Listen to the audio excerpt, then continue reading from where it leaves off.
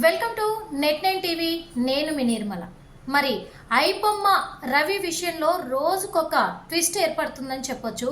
అదే విషయంలో ఈ రోజైతే బిగ్ ట్విస్ట్ ఏర్పడిందనుకొని అని కూడా చెప్పొచ్చు. ఎందుకంటే రోజుకొక విధంగా పోలీసుల ఎంక్వైరీలో తేలుతున్నట్టుగా మరి రవి ఫాదర్ కూడా మాట్లాడారు. మా అబ్బాయి ఇలాంటిది చేస్తాడు అని చెప్పేసి, ఐబొమ్మలో పైరసీ చేసి కోట్లు సంపాదిస్తాడు, ఇంత పెద్ద స్కామ్ చేస్తాడని నేను కూడా అనుకోలేదు అని చెప్పేసి వాళ్ళ నాన్న కూడా చెప్పడం జరిగింది. కానీ ఇప్పుడు ఏంటంటే పోలీసులు కూడా నిన్నటి వరకు చూసుకున్నట్లయితే నోరు మెదపడం లేదు ఐబొమ్మ రవి అని చెప్పేసి పోలీసులు కూడా చెప్పడం జరిగింది. కానీ మరి రవి భార్య చెప్పిన విషయాలను దృష్టిలోకి తీసుకున్నట్లయితే తను ఏం చెప్తున్నారంటే తను స్కామ్ చేయలేదు, ఐబొమ్మ సినిమాలు పైరసీ సినిమాలు అనేది ఆయన క్రియేట్ చేసినవి కావు, వేరే వాళ్ళు క్రియేట్ చేస్తే ఆ సినిమాలను ఈయన డబ్బు పెట్టి కొనుక్కొని ఆ పోస్టర్ డిజైనింగ్ అదంతా కూడా కొంచెం ఈయన వెరిఫికేషన్ చేసి వెరిఫై అంటే కొంచెము డిఫరెంట్ గా తను మళ్ళీ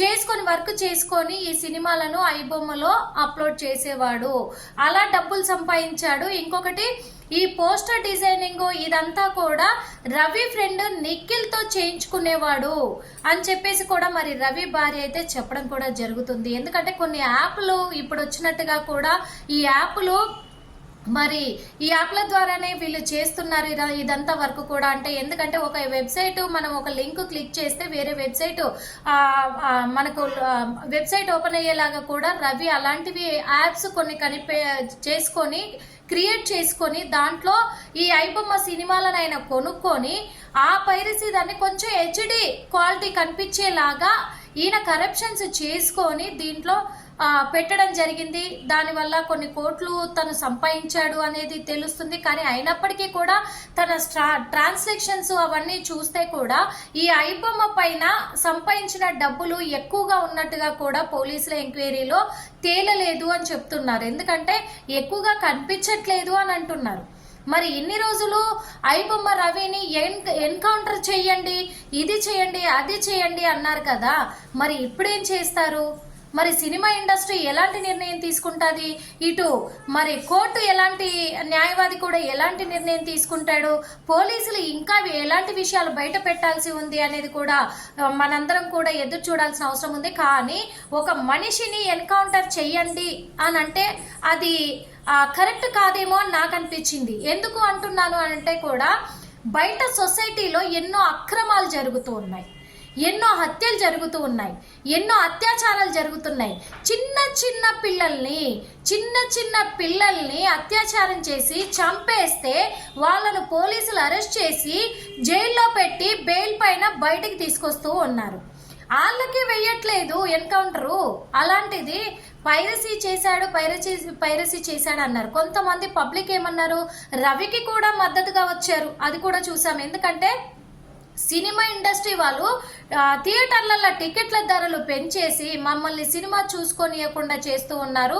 అంతంత ధరలు అంటే మేము పెట్టి చూడలేకపోతున్నాం కాబట్టి ఈ ఐబొమ్మ మూవీ రూల్స్ ఇలాంటి వాటివి వచ్చినాయి కాబట్టి మేము చూసుకోగలుగుతున్నాం ప్రతి సినిమా. ఆయనకు ఎందుకు శిక్ష పడాలి, ఆయనను ఎందుకు ఎన్కౌంటర్ చేయాలి అని చెప్పేసి ఆయనకు కూడా మద్దతుగా ప్రజలు వచ్చారు. మరి ఎన్కౌంటర్ చేయాలి అనే వాళ్ళు కూడా కొంతమంది ఉన్నారు. ఎన్కౌంటర్ చేసే అంత క్రైమ్ కాదేమో అని ఉద్దేశిస్తున్నాము. అంతేకాకుండా తప్పు కాదని అనట్లేదు. ఐబొమ్మ రవి చేసింది 100% రాంగ్. దానికి తగ్గ పనిష్మెంట్, దానికి తగ్గ శిక్ష మళ్ళీ ఎవరు కూడా ఇలా చెయ్యకుండా ఉండడానికి. ఎందుకంటే సినిమా పరిశ్రమకు భారీ నష్టం కలుగుతుంది, పైరసీలు బయటికి రావడం వల్ల భారీ నష్టం కలుగుతుంది. ఎందుకంటే ప్రొడ్యూసర్లు ఒక సినిమాని నమ్ముకొని 100 కోట్లు పెడుతున్నారు. 100 కోట్లు పెట్టి సినిమాలు తీసినప్పుడు ఆ ప్రొడ్యూసర్కి డబ్బులు రాకుండా, సినిమా థియేటర్లలో సినిమా ఆడక, జనాలు రాక, టికెట్లు కొనక ఈ పైరసీలకు అలవాటు పడిపోయి ఐబొమ్మ మూవీ రూల్స్ ఇలాంటి వాటిలలో మొత్తం కూడా సినిమాలు చూస్తూ ఉంటే ఇటు ప్రొడ్యూసర్లు లాస్ అవుతున్నారు, దానివల్ల డైరెక్టర్ల మీద కూడా దెబ్బ పడుతూ ఉంది. అందుకు అది చాలా పెద్ద నేరం. కానీ దానికి తగ్గట్టుగా శిక్షను అమలు చేయాలి. అదే విధంగా ఇలా చేయకుండా ఉండాలి ఇంకొక ఒకరు అని అంటే దానికి తగ్గట్టుగా కఠిన శిక్షలు ఏమున్నాయో కోర్టు నిర్ణయం తీసుకోవాలి. కానీ ఎన్కౌంటర్ చేసే అంత పెద్ద ఇదైతే కాదు అనుకుంటున్నాను. మరి చిత్ర పరిశ్రమ వాళ్ళు కూడా అందరు వెళ్ళి రవి మీద, ఐబొమ్మ రవి మీదనైతే కేసు పెట్టడం జరిగింది. వాళ్లకు తగ్గ న్యాయం కావాలి అనుకున్నారు. కానీ చిత్ర పరిశ్రమ వాళ్ళు 100 కోట్లు పెట్టి తీస్తున్నారు ప్రొడ్యూసర్లు సినిమా. కానీ ప్రేక్షకులను కూడా దృష్టిలో పెట్టుకుంటే బాగుంటుంది. రవి భార్య చెప్పిన విషయాల ప్రకారంగా రవి తప్పేమీ లేదు. రవి ఒక వ్యాపారం చేసుకున్నాడు, డబ్బులు పెట్టి కొన్నాడే తప్ప తనే పైరసీ చేయలేదు. పైరసీ చేసే వాళ్ళంతా కూడా వేరే ఉన్నారు, వాళ్ళ దగ్గర రవి సినిమా కొనుక్కున్నాడు అని చెప్పేసి అంటున్నారు. కానీ పోలీసులు చెప్తున్న విషయం ఏంటంటే వీళ్ళు కనిపెట్టిన యాప్లల్లా ఇంకొక యాప్ వచ్చేది ఉందంట, థర్డ్ది.